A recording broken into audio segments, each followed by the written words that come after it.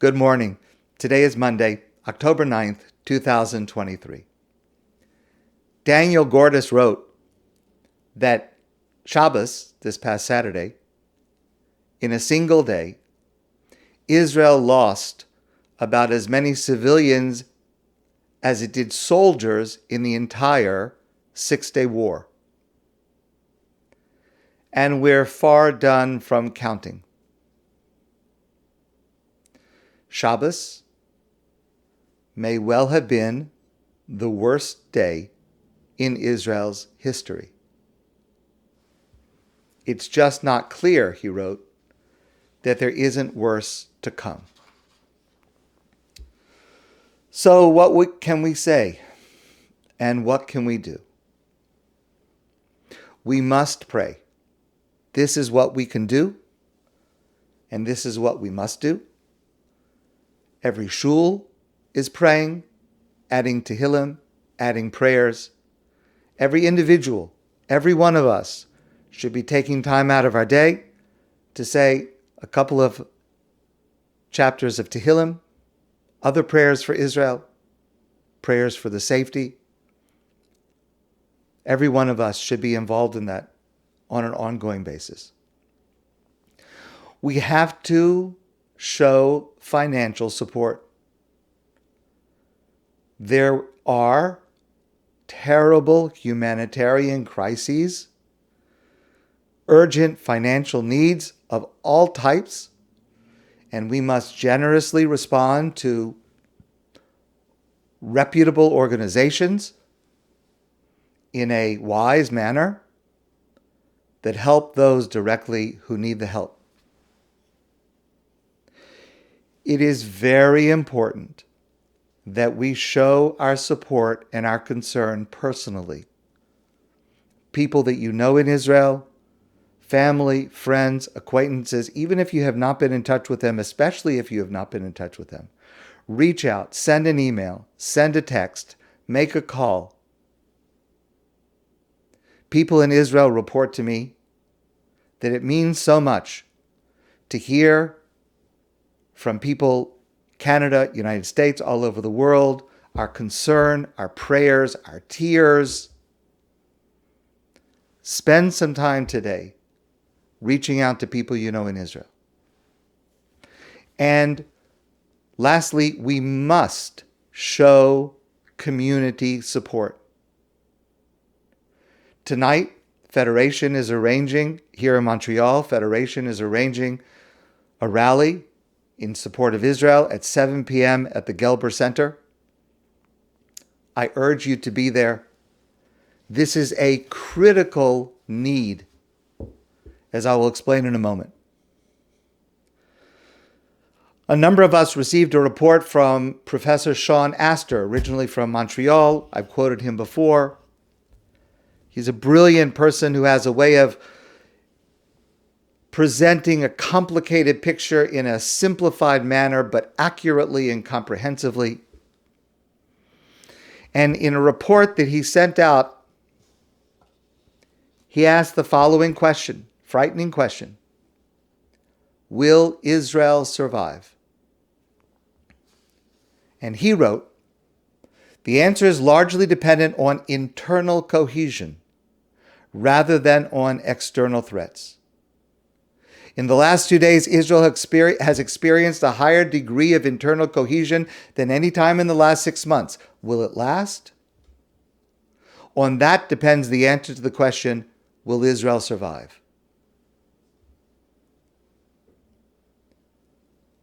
If Israel can project united power, then Israel's other enemies, including Hezbollah, are less likely to attack. What does that mean for Jews living in Canada and the United States? So now he's speaking directly to us. Despite the current international support for Israel, casualties in Gaza are expected. And obviously, let me add, when there is a ground war in Gaza, which is being predicted, there will be civilian casualties in Gaza. Israel will try to minimize those casualties, as it always does, and as our enemies never do. Nevertheless, we must understand that Israel's first priority is to protect its citizens and to rescue its hostages. That's the highest priority. And the deaths that will occur among civilians in Gaza, as terrible as that will be, and as much as Israel will try to avoid them, those deaths are on the hands of Hamas, who fire their missiles and place our hostages behind their civilians and prevent their civilians from moving away.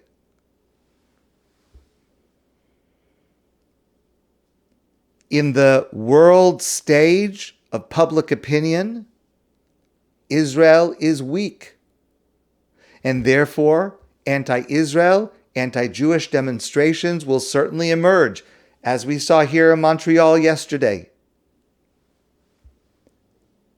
Here too, the answer is not dependent on external threats, but on what Jews do. If Jews are willing to commit to Jewish survival,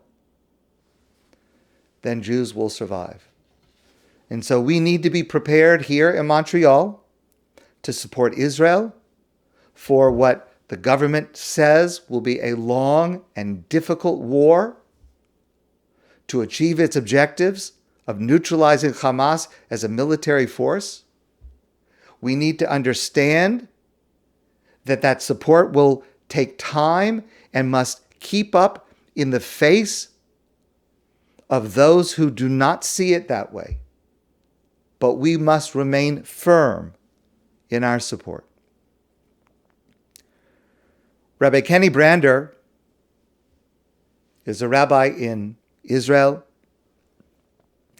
in Efrat, and he wrote as follows: "The scope of the tragedy leaves our hearts broken. We cannot get away from the thoughts of more than 100 of our fellow citizens, including babies and young children, senior citizens and their caretakers, now in captivity at the hands of our inhumane and bitterest enemies who have proven no limits on where their terrorist drives will take them. There is hardly a home in Israel that has not been touched. But the people of Israel are the eternal people, and we will prevail. All the infighting over the past months now seems absurd. We are all targets, left and right, pro-reform and anti-reform. Religious and secular Israelis are fighting terrorists shoulder to shoulder. In the coming days and weeks, your help, meaning you and me, here, us, will be invaluable, especially in the area of hasbara, explaining to the world what is happening here. Right now, as thousands of our citizens are victims, lying dead or wounded in captivity, Israel has world support. But as we fight back, we know this all too well, we need your support, our support, here, to convey the true message of this unprecedented, horrific attack. Now is the time to stand with Israel. For the next 100 years, these days will be discussed. Some will ask the question, how this could have happened? And that is appropriate, but not now. Now we need to focus on the heroism we are seeing today. The father who recited the brachot, the blessings for his son's bris, from the battlefield. The 50-year-old Rosh Yeshiva Talmud teacher who re-enlisted. How could he sit studying Torah when his students were on the front line? Our youth who are spending their days off cleaning out bomb shelters, delivering food to Holocaust survivors and the infirm. The IDF officer whose son fell in battle yesterday. But as the body has not yet been released and therefore cannot be buried, and he cannot yet sit Shiva, the father returned to the front to command his unit. There is sadness all around, but not despair. There is grave concern, but not a lack of resolve. There is heroism everywhere you turn. And that, my friends, will guarantee that, as circuitous as it may be, the redemption process will be fulfilled. I want to share with you the words of someone at the heart of the worst,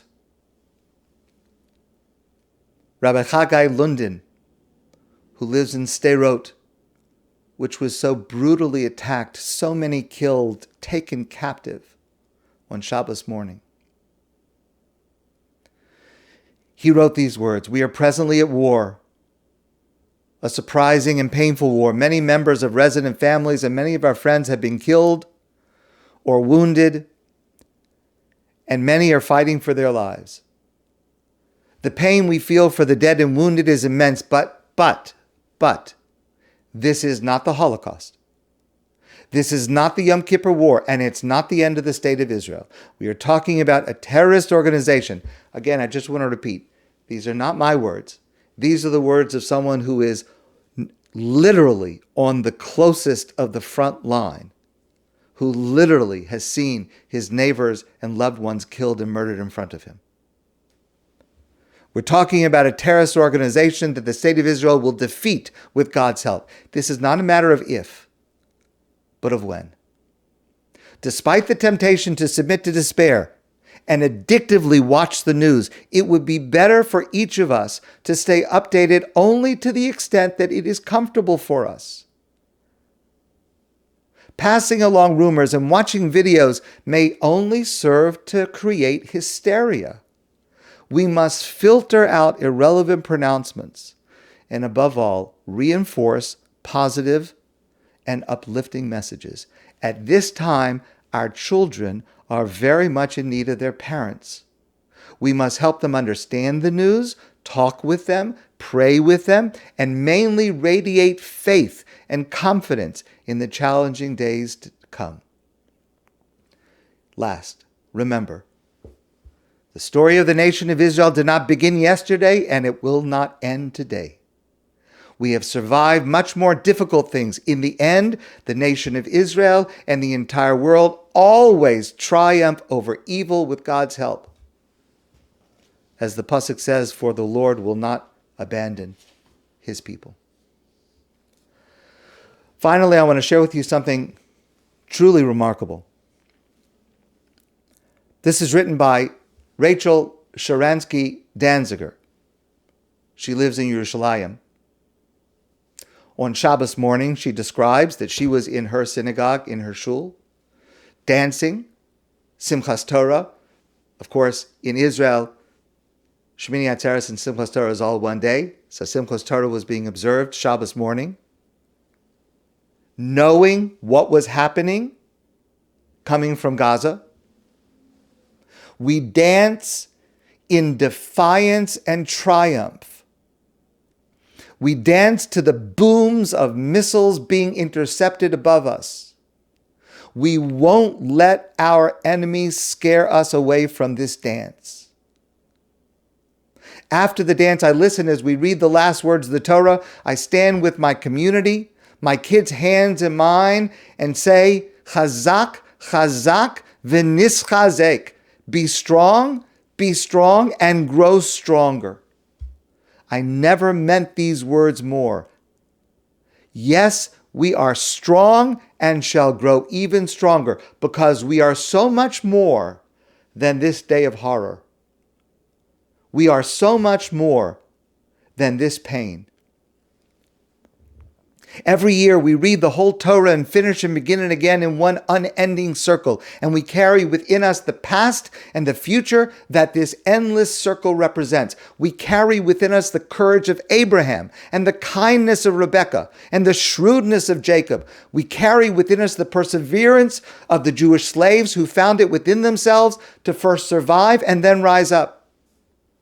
We carry within us the promise that revived them too, the promise that came into the world when God told a nation of slaves that they could be free and sovereign and a light unto the nations. And we carry within us the hope of realizing this promise in our lives.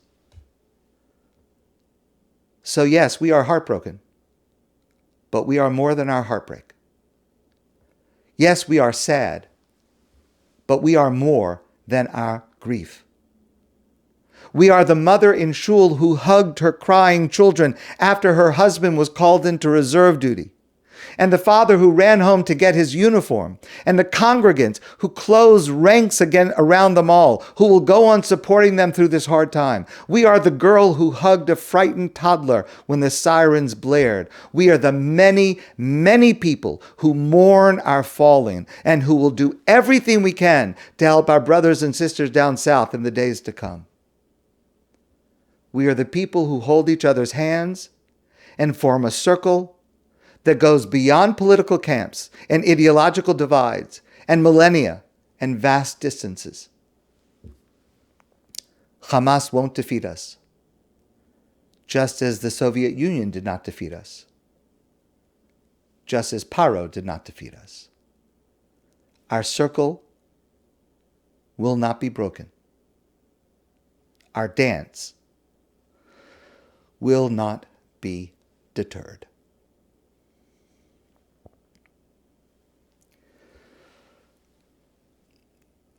Praying for peace in Israel, security and safety of all of Israel's citizens, soldiers, civilians. Am Yisrael Chai, the nation of Israel, lives eternally with God's help.